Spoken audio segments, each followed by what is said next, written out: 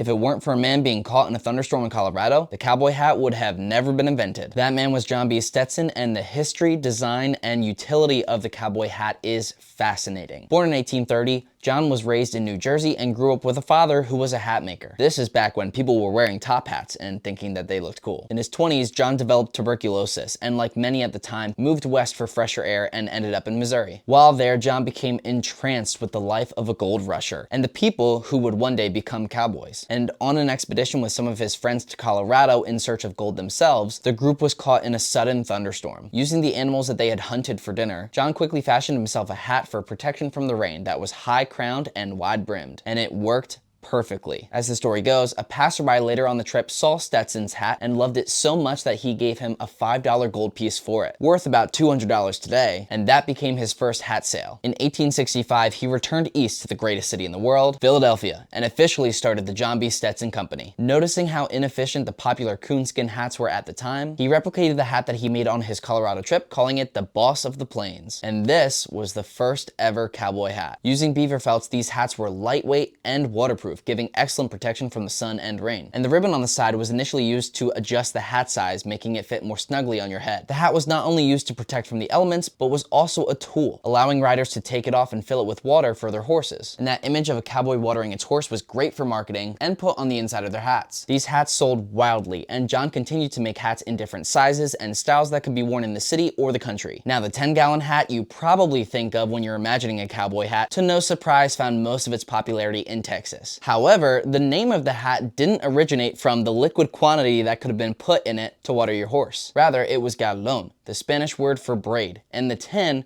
was how many of them you needed to put around it for the headband. Today, Stetson's designs still remain king for Western hats. And whether it's one from the 50s or a modern brand paying homage to the past, it wouldn't have existed had it not been for that storm.